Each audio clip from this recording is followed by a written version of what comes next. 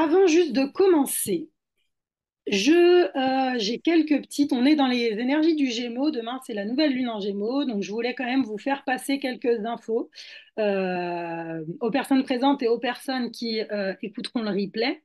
Donc, pour ceux qui ne me connaissent pas, Mélanie notamment, mais d'autres personnes qui pourraient visionner derrière, je suis Marjorie Gerbier-Aublanc. Donc, moi, je suis on va dire, thérapeute. J'utilise plusieurs types d'approches, notamment l'astrologie, la numérologie, la psychogénéalogie, les constellations familiales, puis plein d'autres choses. Voilà, donc j'accompagne des personnes, des groupes, des entrepreneurs comme des particuliers et voilà, j'adore, j'adore ce que je fais depuis 4 ans maintenant et je le fais avec le plus de cœur que je puisse. Donc, énergie de nouvelle lune en Gémeaux.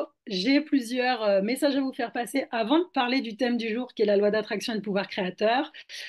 Donc, tout d'abord, pour les personnes, je ne sais pas si j'en ai déjà parlé, mais je suis en train de rédiger, de transformer le e-book que vous pouvez télécharger gratuitement en ouvrage. Dans ce cadre-là, je recherche des personnes qui accepteraient de partager une partie de leur histoire. Je vous en dirai plus si ça vous intéresse. Donc voilà, donc je cherche notamment des personnes dont les prénoms vibrent 4, 22-4, 6, éventuellement 33-6. Si ça vous intéresse, ce que je propose, c'est d'offrir, on va dire, 2 séances d'accompagnement psychogénéalogie aux personnes pour pouvoir, moi, collecter une partie de l'histoire et que les personnes, ça puisse leur amener aussi des éclairages, des prises de conscience. Voilà. Donc, si vous avez un prénom qui vibre 4, 6, 22-4 ou 33-6, vous pouvez me contacter par mail ou par message SMS à la suite de la causerie, et si ça vous intéresse de contribuer à cet ouvrage qui est en cours de rédaction. Voilà, première chose. Deuxième chose, les personnes qui me connaissent un petit peu savent que j'ai créé une approche de numérologie en mémoire cellulaire, le cercle de l'empreinte primale, et je propose une journée de découverte de cette approche le lundi 24 juin. Une journée donc au cours de laquelle on va aller contacter au moins 2 nombres membranes de ce cercle pour chacune des participants. Euh, j'offre, j'offrirai la journée aux personnes qui derrière s'inscriront à la formation parce qu'il y a derrière un projet de formation qui devrait débuter en septembre. Donc, ça va être une formation assez engageante sur 9 week-ends de 3 jours. L'idée, c'est au travers de ces 9 week-ends de 3 jours, d'aller contacter en profondeur les 27 mois, enfin, on va dire symboliquement, vibratoirement, les 27 mois de l'empreinte de naissance. Voilà, donc je vous ferai passer prochainement le programme, les tarifs, etc. Ce que je peux dire, c'est que sur les 9 week-ends de 3 jours, il y en aura certains des week-ends qui se dérouleront en distanciel et certains week-ends en présentiel. Je ne ferai pas d'hybride des personnes en présentiel, des personnes en distanciel, mais par contre, il y aura certains week-ends en présentiel, certains week-ends en distanciel, en présentiel, pardon. Mais j'y reviendrai tout à l'heure. Jupiter en Gémeaux pour toute l'année vient soutenir nos déplacements. Pour la petite anecdote, je viens de débuter là, une formation qui s'est présentée à moi en aptopsychothérapie transgénérationnelle à Nice. J'habite en Bretagne. Et ben, à partir du moment où j'ai décidé de m'inscrire, tout est d'une fluidité absolument extraordinaire pour mes déplacements. Donc, comme quoi on peut se déplacer et traverser la France quand quelque chose vibre profondément. Voilà. Et donc, dernière info, dès qu'un groupe de 4 personnes se constitue et est intéressé, je vais lancer un nouvel accompagnement Emeraude. Ça, c'est un accompagnement qui est exclusivement en ligne. Ce sont 9 demi-journées au cours desquelles je propose un voyage au cœur de votre essence profonde, je dirais, à partir de toutes les approches que je maîtrise, mais aussi de tout ce qui émerge en temps réel. Moi, je suis quelqu'un de très créative et ça bouge tout le temps chez moi, c'est tout le temps en évolution. Donc, je ne peux pas d'avance vous donner un programme de ce qui se joue pendant ce programme Emeraude. cet accompagnement émeraude. Ce que je peux vous dire, c'est que l'accompagnement émeraude qui est en train de se terminer là, c'est pendant cet accompagnement-là qu'est né le cercle de l'empreinte primale. Donc les 4 personnes qui y ont participé, elles ont pu vivre ce cercle, en contacter la puissance en avant-première. Voilà, donc c'est ce genre de choses qui émergent pendant le programme Emeraude et ça c'est 100% distanciel. Ça débutera dès qu'un groupe, moi je m'adapte, donc dès qu'un groupe de 4 personnes est constitué, et parce que j'accompagne 4 personnes, du coup c'est des petits groupes, est constitué et a envie de s'engager dans cette aventure. L'objectif d'Emeraude, c'est de vous accompagner vers le fait de resculpter d'une certaine manière votre histoire, les mémoires transgénérationnelles qui vous imprègnent, hein, plus ou moins consciemment. Voilà, d'aller revisiter votre histoire, la vôtre, celle de votre famille, celle de votre arbre, en la gainant d'amour. C'est vraiment le principe d'Emeraude. Je vous partage un petit exemple d'une personne qui a participé à Emeraude, qui participe à Emeraude cette année. Et dans une des premières séances où j'ai demandé de dessiner son arbre, cette personne s'est dessinée très à distance de son arbre généalogique. Et en fait, au fil des séances, là, il y a une réintégration de l'histoire de ses ancêtres et d'une reconnexion de l'histoire de ses ancêtres avec sa propre histoire aujourd'hui qui est en train de se faire de manière hyper belle, en fait, vraiment avec beaucoup d'amour, là où elle regardait cette histoire avec beaucoup de distance. Bon, voilà, je trouve que c'est très beau. Et ça lui permet de réintégrer sa propre place aussi dans cet arbre et de pouvoir avancer, imprégner des ressources vraiment puissantes que cet arbre a à lui offrir. Voilà.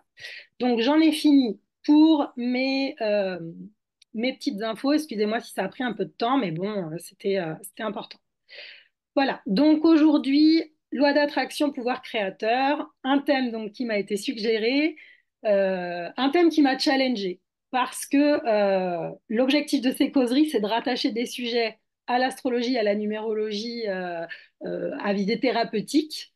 Donc, ça m'a challengé sur ce point-là.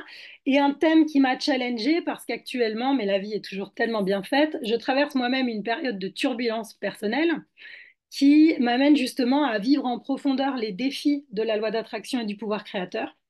Donc, euh, donc voilà, mais j'accueille avec beaucoup de... vous pouvez le voir sur mon visage avec un peu d'amusement, justement, cette, euh, cette thématique et ce que la vie m'invite à traverser actuellement. Voilà. Donc, la loi d'attraction, c'est une loi universelle, hein, qui part du principe qu'on attire à soi ce sur quoi l'on focalise son attention et ses émotions. Donc, dans la loi d'attraction, il y a le principe de la pensée créatrice. La pensée créatrice, la pensée, on le sait, elle est très liée à nos émotions et nos émotions au système limbique. Et donc, le système limbique, hein, système primitif, qui vient nous parler de comment on se sent en sécurité intérieure. Euh, voilà. Donc, pour moi, en fait, la loi d'attraction, elle est très liée au sentiment de sécurité intérieure. Parce que, à mon sens, mais ça c'est mon prisme, on ne peut pas nourrir une pensée positive, créatrice, lumineuse si intérieurement on est en totale insécurité et qu'on n'y croit pas. Le point de départ, c'est vibrer intérieurement profondément ce qu'on a envie de nourrir ou ce que l'on est en capacité de nourrir, quoi. Il y a ça aussi. Donc, sentiment de sécurité intérieure qui est fondateur aussi pour moi de la confiance qu'on a en la vie et de cette capacité à pouvoir justement regarder la vie, avoir foi en soi, foi en la vie, voilà, nourrir cette confiance en la vie. Donc en mars, j'avais proposé une causerie autour de l'optimisme où j'évoquais justement la manière de voir les choses sous un autre angle, le retournement intérieur. Donc ça, je vous inviterai à regarder si ça vous intéresse. Mais aujourd'hui, j'ai envie d'approcher, d'appréhender la thématique de la loi d'attraction sous l'angle du défi. Parce qu'en fait, c'est rigolo, mais comme je vous disais, donc moi en ce moment, c'est pas que ce soit un défi, parce que je pense que je suis suffisamment j'ai atteint un niveau de sécurité intérieure suffisante qui me permet de traverser les choses en conscience, en présence, même si ça n'empêche pas que je sois chahutée aussi, comme tout le monde, hein, je reste évidemment humaine.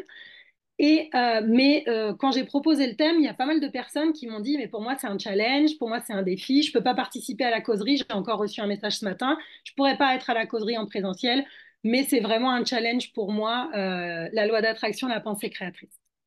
Donc moi, je prends le parti d'aborder justement cette loi d'attraction au prisme du défi. Parce que ça, je veux dire, ça, bon, voilà, c'est mon prisme. Je pourrais aller vous parler pendant des heures de comment nourrir, enfin de ce qu'est la loi d'attraction, etc. Mais je veux dire, on le sait. Je pense qu'on le sait tous en fait. On a tous compris le principe de la loi d'attraction, mais ça reste un défi. Ça reste un défi parce que la loi d'attraction, comme je vous disais, pour moi, il y a vraiment cette histoire de sentiment de sécurité intérieure. Donc cette sécurité intérieure, pour moi, elle vient modeler un état d'être au monde, un état d'être à soi, un état d'être à la vie. Et c'est ce qui vient pour moi, comment dire, nourrir cette capacité à avoir confiance, cette capacité à pouvoir regarder la vie avec optimisme, à regarder les choses sous un autre angle, à pouvoir avoir confiance, foi en soi, foi en la vie. Donc c'est un état d'être, la loi d'attraction. Un état d'être qui invite à être en capacité de s'en remettre justement à plus grand que soi, de faire confiance à cette justesse de la vie, mais encore une fois, tout dépend du regard que l'on pose sur les choses. C'est alors Delphine Ragon, que vous savez très bien que j'ai un lien très fort avec Delphine, qui a créé la fréquence du zéro. Elle parle très bien de cet état d'être et de comment nourrir euh, justement cette loi d'attraction, cet état d'être, le fait de s'en remettre à plus grand que soi. Donc si ça vous intéresse, je vous invite à aller voir ce qu'elle propose. Voilà, donc un état d'être qui est pour moi donc une histoire de confiance, de foi, etc. Mais c'est aussi une histoire de responsabilité. Responsabilité, c'est accepter de reconnaître et de prendre pleinement ses responsabilités. Alors, qu'est-ce que ça veut dire prendre ses responsabilités? Ça ne veut pas forcément dire, enfin ça ne veut même pas dire du tout, nier ses souffrances ou être dans le déni de l'épreuve ou accepter l'inacceptable, ou se flageller de ce qu'on est en train de traverser. Parce que quand on est confronté à des situations qui nous font du mal, prendre ses responsabilités face à ces situations, ça ne veut pas dire forcément assumer qu'on est coupable de ce qu'on est en train de vivre. C'est pas du tout ça la responsabilité. Et souvent, la thématique de la responsabilité, pour moi, elle est mal interprétée, parce qu'elle peut être interprétée comme quelque chose de culpabilisant. Et pour moi, la responsabilité, elle est à intégrer comme quelque chose de libérateur, parce qu'il y a différents niveaux de responsabilité. Le fait de se reconnaître comme un acteur de sa vie, donc en lien avec la thématique du pouvoir créateur, c'est une responsabilité. Quelle que soit la situation que je traverse, à quel endroit est-ce que je peux euh, reprendre du pouvoir, redevenir acteur? Je vous donne un exemple concret. J'ai une personne la dernière fois au téléphone, je lui parle justement de ce pouvoir créateur et elle me dit, mais ça, j'ai du mal avec ça. Et elle m'explique qu'après une longue période de dépression, là, elle me l'explique presque en s'excusant qu'elle, aujourd'hui, elle a un travail alimentaire et que du coup, en gros, elle se sent pas créatrice de sa vie. Et donc là, le retournement, il consiste en quoi? La responsabilité, c'est de reconnaître que suite à une période de dépression, peut-être que de prendre un travail alimentaire, eh ben, c'est une manière pour cette personne de prendre soin d'elle, de se décharger en charge mentale et de pouvoir refaire surface. Et donc là, elle est actrice. Si elle regarde son travail alimentaire comme un échec suite à une dépression, bah là, forcément, elle se défait de son pouvoir créateur d'une certaine manière. Alors que si elle change son regard et qu'elle regarde ce travail alimentaire comme un moyen de refaire surface doucement, sans charge mentale qui écrase, et ben là, elle peut choisir, elle est créatrice parce elle est devenue créatrice en prenant soin d'elle, en se mettant pas d'emblée des grosses responsabilités qui risquent, par exemple, de la faire replonger dans un burn-out. Voilà. Euh, donc c'est aussi la responsabilité, une histoire de prendre soin de soi, une histoire de responsabilité émotionnelle, je dirais, d'auto-empathie, d'auto-compassion. Savoir reconnaître aussi dans quelle situation on se trouve, à quel moment et quel type d'action, d'acte on peut poser pour prendre soin de soi. C'est ça aussi pour moi la responsabilité. Et enfin, Une responsabilité, donc ça je l'ai déjà dit, un peu psycho-intellectuelle, c'est comment je vis mes choix, comment je vis les décisions que je prends, et une responsabilité de type spirituel. Je vais vous partager ce que je traverse actuellement, euh, qui peut être illustratif un petit peu. Donc, pour les personnes qui me connaissent, mon mari, qui a des problèmes de santé, qui a déjà été hospitalisé en septembre, a été hospitalisé il y a 10 jours, d'urgence. Voilà, c'est quelque chose d'assez lourd. Et il va devoir être opéré à la fin du mois de juin. Donc, ça arrive dans un mois de mai où moi j'ai un nouveau lancement où je diffuse les choses autour du cercle de l'empreinte primale. Donc, je suis plutôt dans une dynamique de créativité, d'extériorisation et pam, mon mari hospitalisé, j'ai les enfants, mes enfants en bas âge à gérer, etc.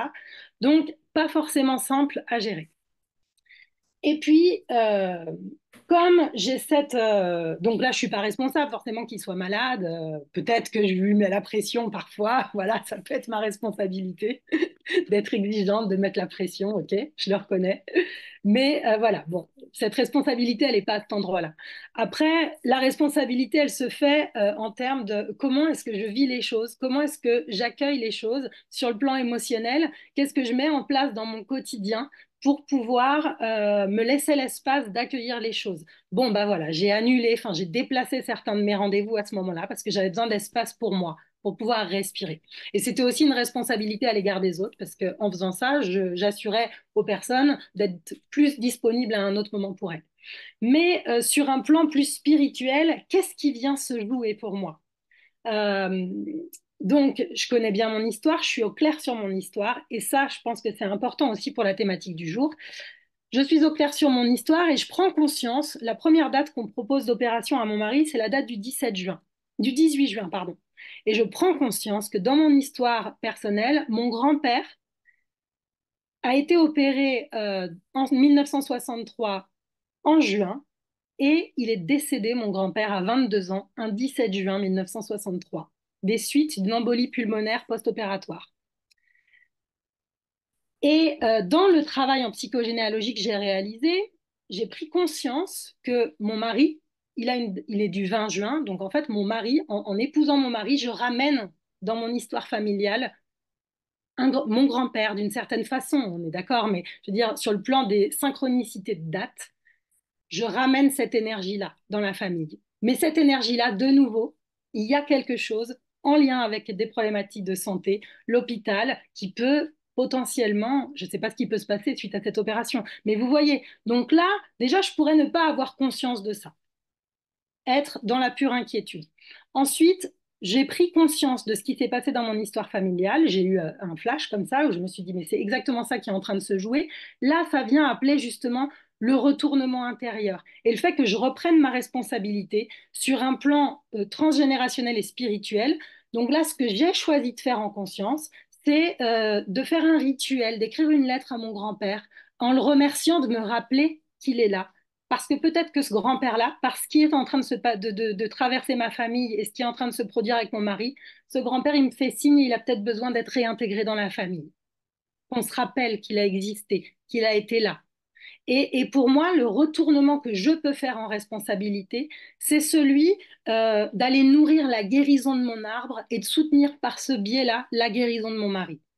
Voilà, je ne sais pas si c'est très clair, pour moi ça l'est, mais je ne sais pas si dans la transmission de cette notion de responsabilité qui pour moi est au cœur de la loi d'attraction et justement du pouvoir créateur, en tous les cas moi c'est comme ça que je le vis. Donc il y a des responsabilités, même si on n'est pas forcément responsable de ce qui nous arrive, on peut prendre la responsabilité de poser des actes, de regarder les choses sous un autre angle. Voilà, au lieu de nourrir de l'inquiétude, d'aller nourrir de l'amour et de la guérison autrement, sur un autre plan. Parce que ce qui nous arrive, ça vient souvent résonner avec d'autres plans dont on n'a pas toujours conscience. Voilà. Donc la loi de l'attraction, pour moi, c'est pas une vision bisounours de la vie. On n'a pas besoin de faire des choses extraordinaires ou hors du commun ou d'appeler des choses extraordinaires ou hors du commun. On peut, comme je vous disais tout à l'heure, voilà, choisir des choses qui viennent nous faire du bien à ce moment-là, répondre à nos besoins à ce moment-là, et c'est ça qu'on peut appeler par la loi d'attraction. Et enfin, pour moi, dans la loi d'attraction, c'est pas non plus d'avoir une vision culpabilisante. Parce que je trouve que des fois, on se dit, euh, la pensée positive appelle la pensée positive. Donc, si je nourris du négatif, c'est moi qui attire dans ma vie des problématiques. Donc, ça veut dire que tout est de ma faute parce que j'arrive pas à être positif. Mais pourquoi j'arrive pas à être positif, bon Dieu, alors que quand même, je devrais penser plus positif, etc. Vous voyez, on peut vite glisser dans une vision très culpabilisante. Et moi, ici, c'est là, je pense qu'il y a beaucoup de challenges et de défis pour les personnes qui se disent, mais quand même, pourquoi est-ce que j'arrive pas à être plus positive dans ma vie et pourquoi, du coup, est-ce qu'il m'arrive toujours les mêmes choses?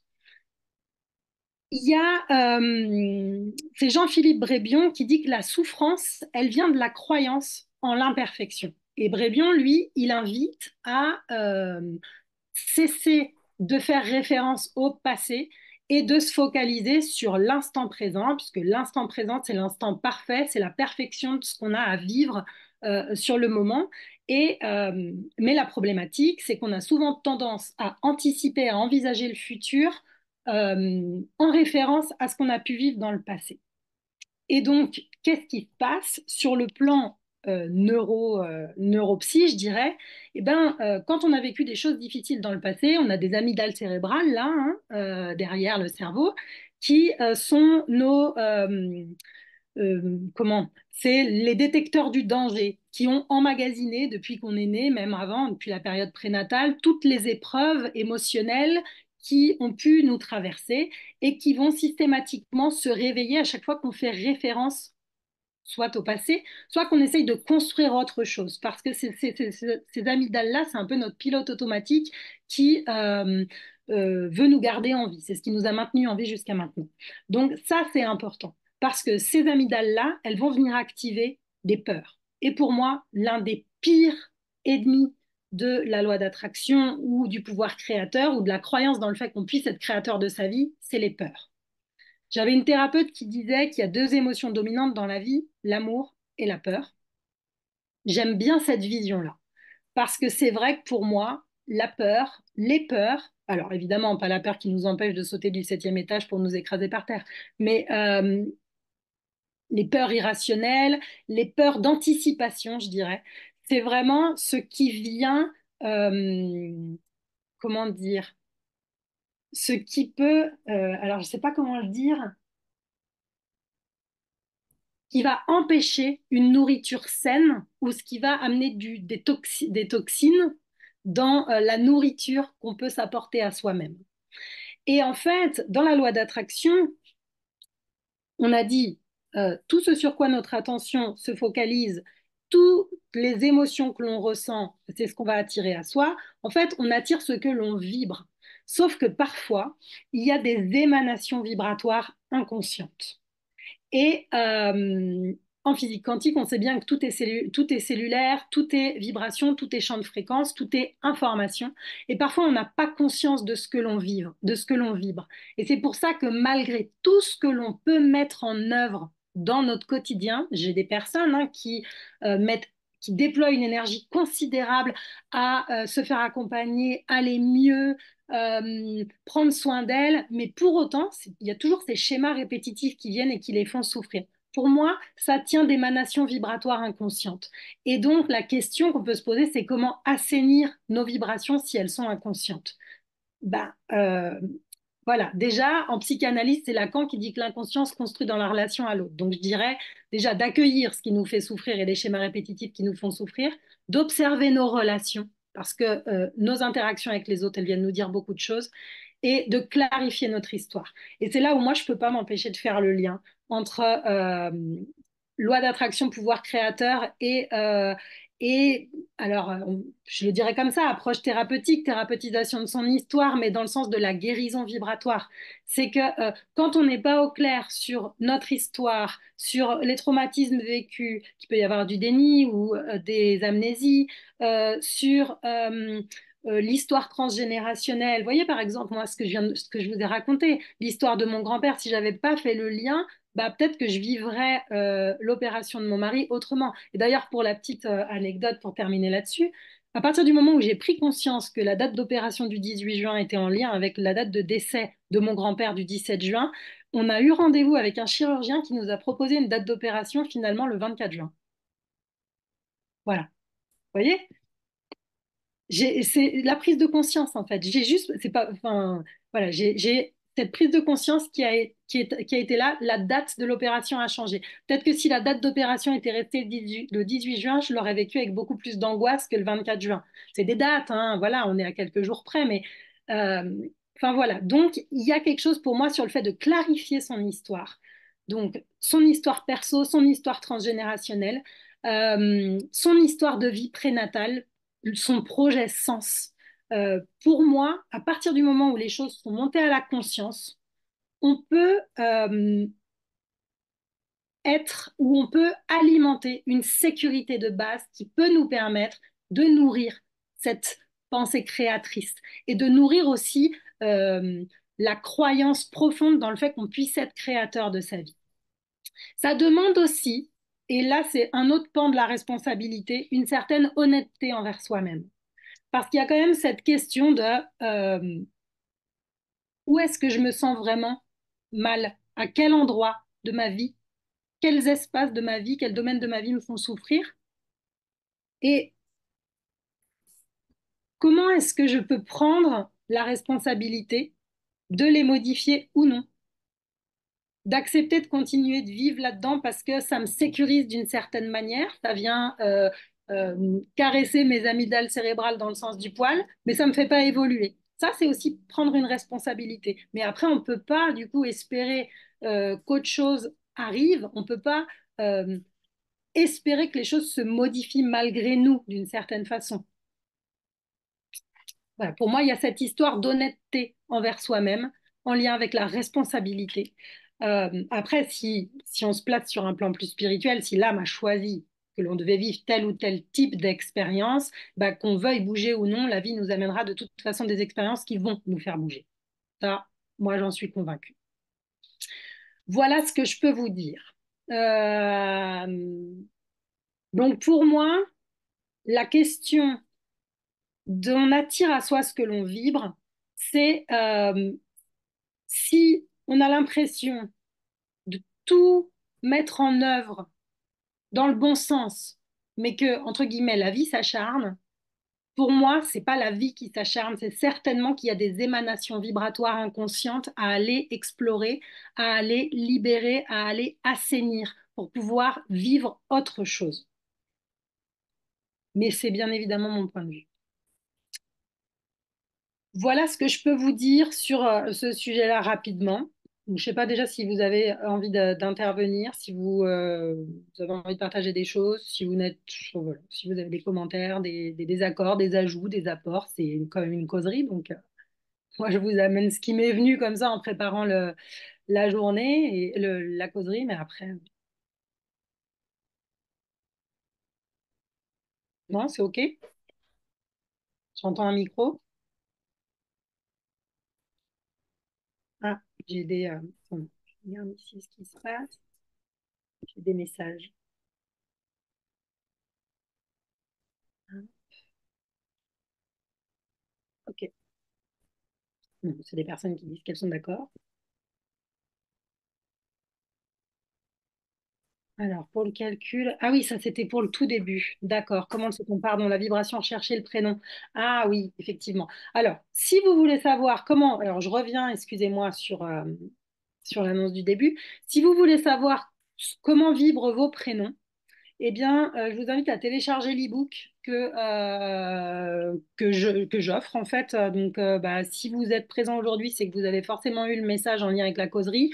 Tout à la fin du mail, il y a le e-book qui peut être téléchargé. Et sinon, pour les personnes qui regarderaient le replay ensuite, vous pouvez aller mettre votre mail sur mon site internet et vous recevrez automatiquement un message avec le e-book. Et dedans, j'explique comment calculer les vibrations. Donc oui, c'est l'addition des vibrations numérologiques en lien avec chacune des lettres du prénom. Voilà. Et Marjorie, est-ce que du coup, c'est tous les prénoms qui t'intéressent ou que le prénom principal sur les vibrations que tu as indiquées au début? Euh, Plutôt le prénom principal. Plutôt principal. Ouais, Ok. plutôt le prénom. Alors après, si par exemple, on t'appelle quotidiennement par ton deuxième prénom, Hmm. là, ça peut être, enfin voilà, ça peut m'intéresser. C'est le nom plus qu'on utilise dans la vie de tous les jours, dans notre C'est le prénom la vie actuelle. courant, le prénom, voilà. Bon. Bah, par exemple, mon mari, je prends son exemple parce que moi, mon premier laboratoire de recherche, c'est mes proches et moi-même. Mon mari, son premier prénom, personne ne l'utilise en fait Hmm. depuis qu'il est tout petit, on l'appelle par son deuxième prénom. D'accord. Et lui, dans son cas, clairement, quand je fais... Mais enfin, dans vos cas aussi, si vous allez regarder le e-book, vous verrez que de toute façon, les vibrations de vos différents prénoms vont résonner d'une manière ou d'une autre Hmm. avec vous. Mais dans le cas de mon mari, particulièrement, les deux prénoms, ils résonnent très fort. En revanche, je dois reconnaître que son premier prénom, qui est pourtant pas celui qui est utilisé au quotidien, il a une résonance particulière dans ce qu'il vit. Ok. Donc, pour moi, le premier prénom, c'est quand même, c'est comme ça que l'âme a choisi de Hmm. s'incarner. En premier, ouais. Hmm. Voilà, c'est l'identité, c'est aussi une part du projet sens de la personne. Donc, le prénom, le premier prénom, en tous les cas, c'est quand même fondamental. Ok. Merci. Voilà. Hop. Donc, voilà ce que je peux vous dire là. Après, par rapport, s'il s'agit de relier ce sujet-là avec les énergies du moment, donc, là, actuellement, si on prend le plan numérologique, on est, on est en juin. Donc, le juin, c'est le sixième mois de l'année. Donc là, encore une fois, si vous voulez aller dans les détails des énergies numérologiques, je vous invite à aller voir, à aller visionner la vidéo de Delphine Ragon, qui est super à ce niveau-là, qu'elle vient de faire là. Mais bon, moi, mon résumé, c'est donc, on est au mois de juin. Mois 6, un mois 6, c'est un mois qui va vibrer engagement à l'écoute du cœur, qui va vibrer amour de soi, qui va vibrer harmonie intérieure. Donc là, on est vraiment dans cette énergie-là où le cœur est central. Faire des choix à l'écoute du cœur, s'engager envers soi-même d'abord, hein, à l'écoute de son cœur, en amour pour soi. Quand on additionne le mois de juin, qui est un mois 6, avec l'année actuelle 2024, qui est une année 8, ça nous donne ce qu'on appelle un mois universel 5. Et donc, 8 plus 6, 14, ça fait 5. 4 plus 1, 5. Enfin, plus 4, 5. Moi universel 5, donc pour moi, c'est... Alors, Delphine, elle parle d'un grand changement, donc guidé par des engagements à l'écoute du cœur. Moi, j'ai envie de dire aussi, c'est accueillir le mouvement de la vie, le vivant en soi, le vivant, le vibrant en soi. Après un mois universel, du coup, qui a été 4, un mois 4, le mois de mai, c'était universellement un mois 4, il y avait cette notion, comme je vous parlais tout à l'heure, pour moi, un des fondements de la loi d'attraction, c'est le fait de se sentir en sécurité aussi intérieure. Et donc, le mois universel 4, il peut nous parler de cette sécurité intérieure. Et si je suis en sécurité intérieure, mois de mai, on va dire, si au mois de mai, j'ai bien nourri cette sécurité intérieure en juin, là, je suis en capacité de pouvoir accueillir ce mouvement de la vie, ce vivant, ce vibrant en moi. Un mois 5, ça nous invite, ça c'est très en lien avec les énergies astrologiques, à des expérimentations nouvelles, à oser papillonner. Et d'ailleurs, c'est intéressant parce qu'on verra que sur le plan astrologique, on a un premier mois qui va vibrer très en lien avec le 5 du mois universel, c'est-à-dire expérimentation, papillonnage, une énergie très gémeaux. Et la fin du mois, avec la pleine lune Cancer, Capricorne, enfin pleine lune Capricorne, on va vraiment plus être sur les engagements, une sagesse du cœur, une sagesse émotionnelle, enfin, quelque chose de plus en lien avec la vibration 6 de juin. Voilà, donc mois universel 5, pour moi, c'est aussi un mois qui peut nourrir des libérations sur un plan cellulaire, qui peut amener des transgressions positives. Le 5, avec la vibration du 4, on a construit, bâti, cadré de la sécurité. Avec du 5, on est en capacité d'aller transcender, d'aller transgresser positivement cette sécurité, ce cadre qu'on a créé pour le faire évoluer. Euh, voilà. Ce qui est intéressant, je trouve, là, sur cette thématique, comment les énergies numérologiques du moment peuvent nous accompagner dans ce sentiment d'être créateur de notre vie, c'est qu'on est sur une fin de cycle numérologique. 2024, année 8. On sait que les cycles numérologiques, ça dure 9 ans. 2024, année 8, donc année, on le sait, hein, transformation, de transmutation profonde, guérison vibratoire, etc. Si on prend tous les nombres, c'est ce qui m'est venu, je me suis amusée à ça, si on prend les nombres de 2024. 2024, 2024. On a 2-0-2, donc ça peut nous inviter à être à l'écoute de nos besoins, le 2, hein, de quoi est-ce que j'ai besoin, être une bonne maman pour moi, et puis me remettre à la fréquence du 0, justement, euh, poser des intentions et me remettre à la fréquence du 0 pour voir ce que la vie a à me proposer. Ce 2, voilà, 2-0-2, ça vient nourrir ces énergies-là. Et avec le 4 derrière, 2024, il y a vraiment une invitation pour moi à un nettoyage de fond. Nettoyage de fond qui peut nous permettre de rééquilibrer, de transformer les choses. Année 8. 2025, on est encore sur 2-0-2, mais avec un 5 à la fin. Et là, on est dans une année universelle qui sera une année universelle 9. Ça vient dire quoi? Ça vient dire qu'après avoir euh, opérer ce nettoyage de fond en 2024, amener de la sécurité, s'être sécurisé intérieurement avec ce 2024, en 2025, on peut évoluer. Ce 5, il nous permet d'évoluer, d'amener de la libération, de ramener du mouvement, d'être dans ce mouvement de transgression positive. Une année universelle 9, une année justement où l'idée c'est de clôturer des chapitres pour pouvoir être dans la gestation du cycle prochain, pour pouvoir préparer ce qui est à venir, clôturer, faire un bilan, s'ouvrir au monde pour pouvoir engager un nouveau cycle. Et tout ça, 2025, avec ce 5 à la fin, qui nous aide justement à nous remettre dans le mouvement après une année 2024 qui nous demande des transformations en profondeur qui passent par ce nettoyage, par le fait de se sécuriser profondément intérieurement aussi. Alors, la thématique de la sécurité, moi je vous en parle parce que c'est une thématique évidemment qui résonne pour moi. Après, ça résonne peut-être pas pour tout le monde, hein. Et puis 2026, ce sera la première année du nouveau cycle.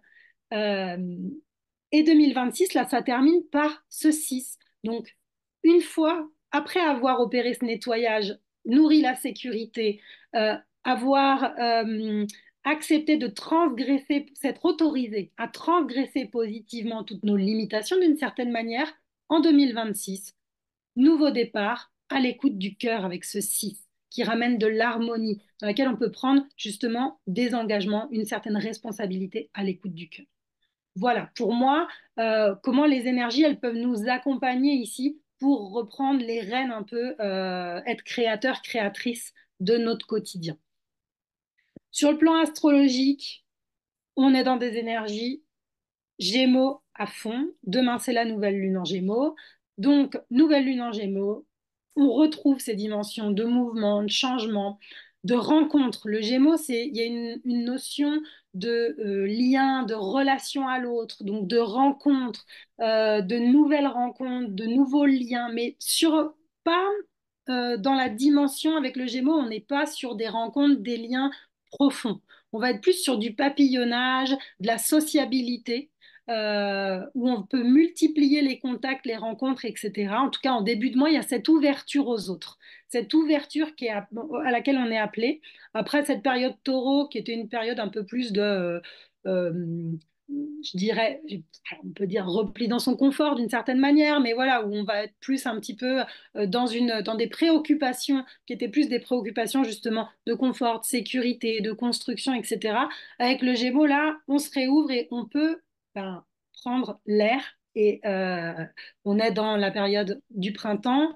Bon, même s'il ne fait pas super beau dans toutes les régions de France, on est quand même dans un moment où, normalement, on est appelé à vivre un peu plus à l'extérieur, à s'ouvrir un peu plus à l'extérieur, à ressortir de chez nous. Donc voilà, il y a cette dimension qui est là. Euh, Avec en fin de mois, comme je vous disais, avec la pleine lune, une énergie plus là, après avoir papillonné, papillonné, papillonné en début de mois, juste pendant la première quinzaine, eh ben, il y aura le passage dans les énergies cancer avec la pleine lune Capricorne qui nous invitera à aller plus en profondeur, peut-être justement à prendre des engagements profonds suite à ces multiples rencontres et ces multiples expérimentations qu'on aura pu faire avec les énergies Gémeaux. C'est aussi les énergies Gémeaux, des énergies d'apprentissage, d'ouverture à de nouveaux apprentissages, à de nouvelles connaissances, peut-être aussi de transmission, de communication. Enfin, voilà, il y a vraiment tout ce qui est en lien avec l'expression, l'expression de sa voix, je dirais. Donc l'expression sous forme de communication, mais il y a aussi d'autres formes d'expression, de lien avec l'autre, d'échange. Voilà, c'est l'énergie de l'échange, le Gémeaux. Donc les échanges sous toutes leurs formes. Donc là, ça peut nous aider. Et donc, ce que je voulais vous dire, en lien avec la thématique du jour, le Gémeaux, le signe du Gémeaux, il est régi par la planète Mercure. Et Mercure, c'est Hermès, c'est le messager des dieux.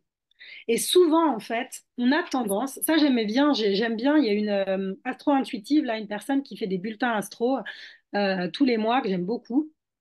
Et elle disait que le Gémeaux, c'était un signe un peu bête noire de l'astrologie. Il y a plusieurs bêtes noires, il y a le scorpion, voilà, un peu vierge capricorne, et puis le gémeaux, c'est ce qu'elle disait. Parce que le gémeaux, on peut l'appréhender comme, le percevoir comme un peu cette énergie très superficielle, un peu duel. On a tendance à parler des gémeaux comme étant très duel, très superficiel. Mais il y a une dimension, chaque signe a une dimension spirituelle importante. Et le Gémeaux, régi par Mercure, Hermès, messager des dieux, on est ici dans une énergie spirituelle du Gémeaux. C'est-à-dire que c'est une période particulièrement intéressante pour être à l'écoute des messages qui nous sont envoyés, mais aussi pour pouvoir transmettre, peut-être exprimer des messages que nous, on aurait à exprimer à d'autres personnes. Mais vraiment, moi, j'aime beaucoup la dimension de être à l'écoute des messages qui nous sont envoyés. Sur le principe de la loi d'attraction, si on prend la fréquence du zéro de Delphine, Delphine Ragon, elle dit souvent, en fait, avec la fréquence du zéro, c'est poser l'intention, demander et être à l'écoute des réponses qui nous sont envoyées, y compris et surtout lorsque ces réponses ne correspondent pas à ce qu'on attendait de recevoir. Et bien là, pour moi, entre sur le plan numérologique, un mois universel 5, et sur le plan astrologique, des énergies Gémeaux très très importantes, il y a vraiment cette dimension d'être à l'écoute des messages qui nous sont envoyés, surtout si c'est des messages qui nous surprennent, des messages qui nous sont envoyés de manière spontanée. Le Gémeaux, lui, il n'est pas dans une réflexion type sagittarienne, à avoir préparé des choses. Le Gémeaux, c'est spontané, c'est de la communication spontanée, légère. Donc, être à l'écoute de ce qui peut émerger au détour d'une conversation légère comme ça avec quelqu'un, être à l'écoute justement de ces messages qu'on peut recevoir de différentes manières. Ça, c'est pour moi, c'est en ça que là, le moment, et notamment la nouvelle lune Gémeaux demain, elle est intéressante toute cette semaine là qui entoure la nouvelle lune. Elle est intéressante pour aller nourrir justement cette loi d'attraction et ce pouvoir créateur. Euh, et dernière chose que je vous dirais, parce que je ne vais pas m'étendre trop longtemps, attendez, je branche mon ordi. Hop. C'est que là, on a depuis la fin du mois de mai l'entrée de Jupiter dans le signe des Gémeaux. Et donc, pendant un an maintenant, Jupiter va être dans ce signe-là, va être en Gémeaux. Jupiter, c'est Astro-Intuitive, Émilie Chartrain qui dit ça, c'est le fertilisant plus plus. C'est l'énergie, enfin Jupiter, la planète Jupiter, c'est vraiment celle qui permet de rayonner, de s'épanouir, de faire grandir. On est dans un processus de croissance et d'optimisme hein, avec Jupiter. Et alors elle dit ça et c'est vrai que ça me parlait pas mal. Elle dit qu'avec Pluton, autant avec les transits de Pluton, ben, on est plutôt appelé à suivre l'énergie de cette planète-là, qu'on le veuille ou non alors qu'avec Jupiter, on est vraiment invité à co-créer. C'est-à-dire que Jupiter, euh, là où elle transite, c'est-à-dire là où elle passe, elle va nous amener des propositions. Donc souvent, ça se présente sous la forme d'opportunités. Et donc là où on peut co-créer avec Jupiter, c'est de, euh, de faire preuve de discrimination et de discernement pour pouvoir ressentir si les opportunités qui nous sont proposées sont des cadeaux nourrissants ou des cadeaux empoisonnés d'une certaine manière.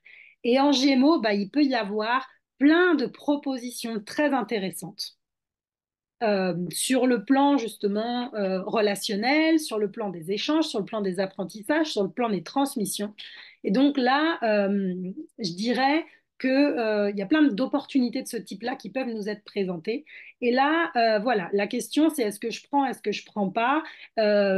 en étant au clair avec son intention et donc en étant à l'écoute de comment ces opportunités peuvent résonner de manière nourrissante ou pas pour nous.